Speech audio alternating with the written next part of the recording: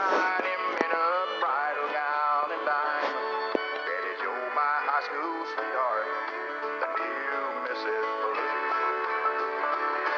Got the farm report, the high school sports, fishing news and bowling scores, the weather and the latest gossip too. Who's left town and who's come home? Who's been born and who's passed on? Who's divorced and who's married? Can you hit me hollow times and down and blue? And you know it makes me happy to see 'em happy too. In the Hickory Hollow times and down and blue. Happy birthday, Charlie. In the Hickory Hollow times and down and blue. 76 years old on the 18th. Yes, you do. Yeah. Charlie Pride, that was. We played a couple of Charlie Pride songs and another one on the Nostalgia Spot this morning. The time is 18 minutes to 11 o'clock. Some messages. First of all, you're sitting there, Anne, with your pen and paper ready, aren't you? You love the show, she said. No. I love two songs that you played this morning. One was Cry and George Jensen's Mandolin. No, it wasn't that, but I will tell you. I can't remember the singer, she says. Could you please tell me? I have pen and paper all ready. Here are those two songs. First of all, it was Derek Ryan, the Irishman Derek Ryan, and the song was called Cry. Derek Ryan and Cry. The other one was Niall Toner, Nial, Toner, and it was called Bill Monroe's Mandolin. Have you got them, Anne? If not, go on to the iPlayer and you can hear them all again. Please say a big thank you to my neighbours Jill and Eddie, Sarah, for looking after my partner Walter, who is very ill. They're the very best neighbours in the world. And Jean says to you all, thank you very much indeed. Let's move on now. It's been a big month for country music in the UK, with many big names coming over from the States. Rising star John Pardy came to visit and spend a little time with us. I was invited to talk to him and started our chat by asking him why he was here. That's a good question. We did a little radio promo for the C2C where a couple fans get to fly out and see the concert and have a beer with me in a London pub. And that's literally, I flew all the way over here to have a beer. That sounds a great That's idea. nice, I wish you'd invited me. Nice, yeah. I know, right? You should have came. I should have done. Is this your first visit? This is my first time, and it was cool. I got a couple of days. I got tomorrow off to kind of go see, kind of do the walk around thing, and we kind of walked around last night too. It was a lot of fun after the concert and stuff. So yeah, it's my first time, but I'm having a blast. Hey John, did you start writing around about 12 years of age? Yeah, it wasn't anything. It wasn't a masterpiece or anything, but yeah, I started it, writing songs and kind of pouring out of me at this 12. Who inspired you to start writing music and playing an instrument? My grandmother, at a really young age, would always be singing, and she just loved music, and I just kind of learned from her. She would even play guitar. She just liked to sing and perform and sing karaoke and stuff, so I just kind of liked doing that as a young kid, and then when I turned 7 or 8, and about 9, I started learning how to play guitar. So it just kind of caught the music bug early and stuck with it. Like, I would go to school, and I'd tell my teachers that I like tractors, I want to be a cowboy, and I want to be Randy Travis, or I want to be George Strait, or I want to be Merle Haggard. I'd say, so at a young age, those are the guys I looked up to, and it wasn't from TV, it was just from listening to them on the radio. So, yeah, those guys.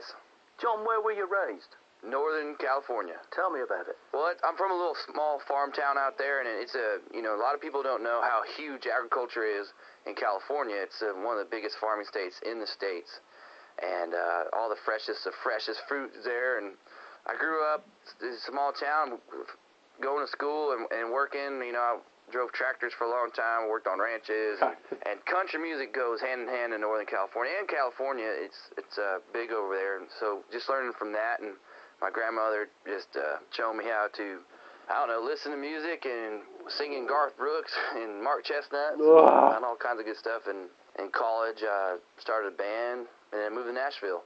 I don't even know what I said right there, but I did it. I believe you did last year's Dirk Bentley Riser tour in the States.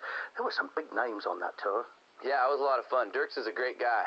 I had a lot of fun with Dirks. He's one of a kind right there. I've been lucky enough to talk to him on this radio station, and you're absolutely right. He is a great guy. The tour, how long did it last, and who were the guys on it? Well, we had Chase Rice and Chris Young and Dirk Bentley and me.